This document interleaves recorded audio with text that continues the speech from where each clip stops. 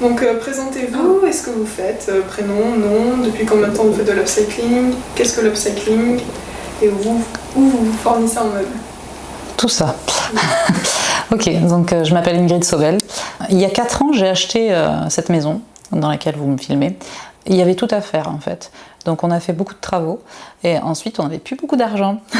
Donc du coup on a acheté des meubles d'occasion, on s'est mis à chiner et à transformer les meubles. Et on s'est découvert une vraie passion en fait. Donc depuis on ne fait que ça, on transforme. Donc l'upcycling c'est ça, c'est l'art de choisir un vieux meuble, de le transformer ou de l'améliorer en fait. Voilà. Et où vous fournissez en meubles? Alors essentiellement donc auprès des particuliers, soit je leur achète à bas prix, ou soit aussi il existe des maisons qui se vident et où je récupère des meubles gratuitement. Est-ce que vous avez un style particulier? Alors je suis plus attirée par l'industriel, mais non, j'aime tout en fait. C'est le meuble quand je le vois qui me dit ce qu'il veut devenir. Qu'est-ce que vous préférez faire lors des rénovations de meubles? Alors il y a 2 étapes que j'adore. La première étape, c'est quand je vois le meuble et que je commence à poncer. En fait, quand vous pensez à un meuble, c'est une découverte du bois derrière.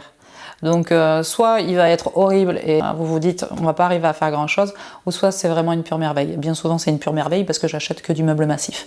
Et la dernière chose que j'adore, c'est la finalité. De se dire voilà, on est parti de quelque chose qui n'était pas forcément très joli et au final c'est quelque chose de magnifique. Qu'allez-vous proposer dans votre magasin? On va proposer donc 3 catégories. Donc vous allez avoir le meuble d'occasion qui sera en très bon état et propre, sur lequel il n'y aura pas besoin de faire de transformation, qui sera vendu tel quel, donc à prix assez compétitif.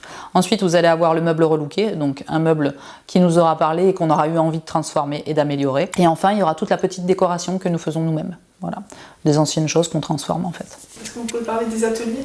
Alors oui, bien sûr. Alors ça, pour moi, c'est pas de la vente, c'est un plaisir de partager en fait. Donc oui, on va faire des ateliers. Donc il y aura 3 types d'ateliers. Le premier, ce sera la découverte du bois. Le deuxième, la découverte de la peinture.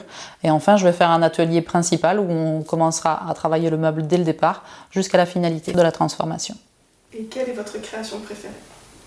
J'en ai pas. Ce que je préfère travailler, c'est les tables. Les tables monastères, c'est vraiment un pur plaisir.